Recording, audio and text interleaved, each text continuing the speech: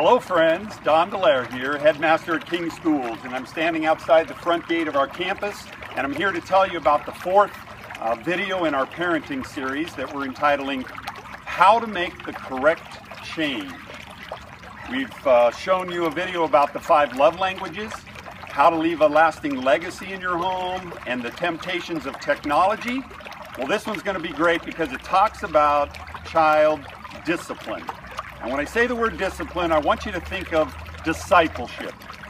That's the angle we want to take. But we're going to go around to different places today. It's going to be a fun video, so stick with us and watch it till the end.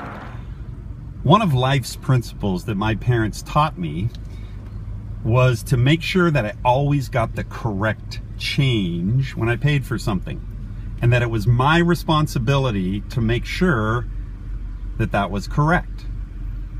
So in that same spirit, here we are in line at Starbucks, and I want you to think about the importance of what it means to get the correct change as it relates to your child's discipline. All right, so here we are, and I'm getting the change. 11.80, 1, 10, 11, 75, 80 cents for you. Thank you very much. I appreciate it. No problem. Your drinks are on their way, sir. All right. It's really important to make sure that you get the correct change, not only with money, more importantly, with your children.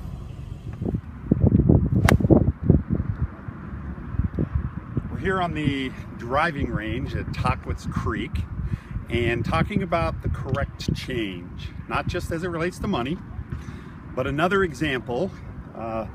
If I'm trying to correct my slice on a shot, there's certain ways to do that.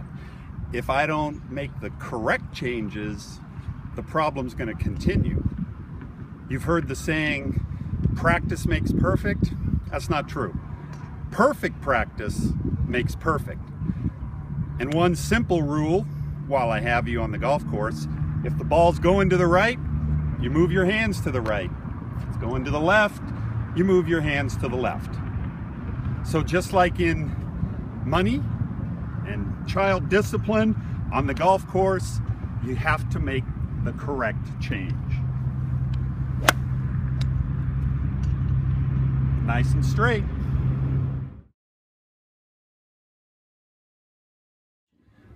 What better place to start a video on discipleship than down at the infant toddler level? And that's where I'm standing in our preschool outside of our yellow and green rooms, which are infant and toddler classrooms, and the importance of getting students on the right path right from the womb. So we're going to go in the classroom and we're going to talk to Michelle Peters, one of our teachers in the yellow room. Come on in.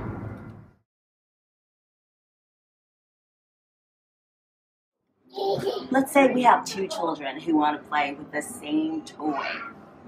As you can see, one child takes it, the other one's licking. But most of the time, there's another child that comes along and wants the same toy. What do? We redirect the other child with another toy by giving it, look, Christian, you like that? Benji, you want to pull it? And now everyone's happy. It's called redirecting, and it, for the most part, works about 90% of the time.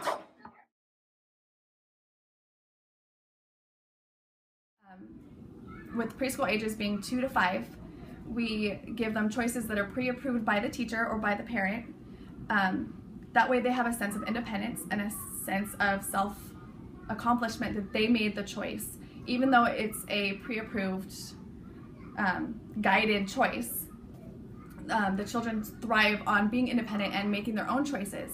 So by positively reinforcing the good choices and giving them compliments before bad behavior starts, then it helps the children be able to continue to make those good choices.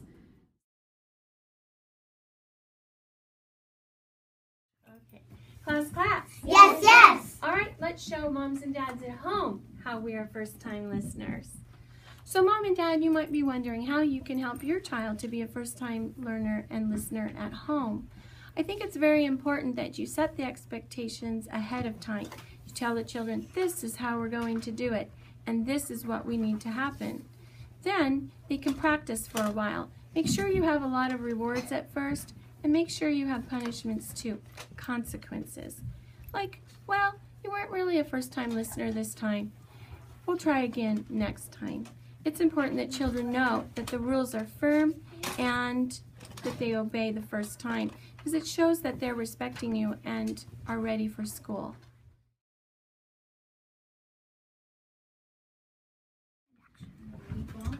In the classroom, of course, one of the challenges is discipline, and I find that one of the key ingredients of good discipline is being consistent. And when you say something is going to happen, you need to make sure that you're prepared to do what you say. Whether it's a consequence or a reward, we need to make sure that we follow through on what we say. And I believe at home that's also important.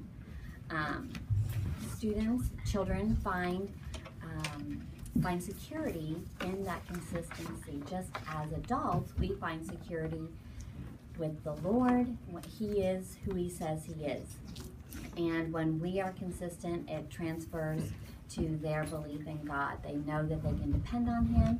And here in second grade especially, that is our theme, isn't it? Second grade. Yeah.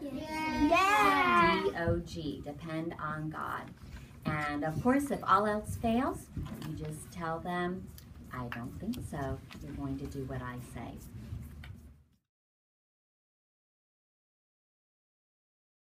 And what I do to help kids on task and do the right thing is praise and compliments. And especially even at the end of the day, maybe as they're leaving, I will thank them at the end of the day for their participation or for their attention during a class, so that it's not just in the class. But it seems like when we give a lot of praise, compliments for doing the right thing, then everybody wants to do the right thing because we all love our compliments. All right, so there's some practical tips on how to make the correct change. I'm here with our 5th grade students. They're enjoying a nice treat at the end of the day before science fair tonight. But hopefully you've picked up a few pointers all the way down to the little ones to start early and to set some parameters so that, as the Bible says, you can train up a child in the way they should go so that when they're old, they don't depart from it. And don't be afraid of trying some new things and making some changes. Maybe use the Dr. Phil line. Ask yourself, do you like it? And if you don't, and you say, how's that working for me? If you don't like it, make some changes. But trust God and the scripture when it says that if we train up a child in the way they should go, they will not depart from it. So hopefully that was helpful. Watch all these videos and do us a favor. Leave a comment at the end and let us know if these were helpful for you. Share them with a friend so we can get this valuable information out to as many people as possible.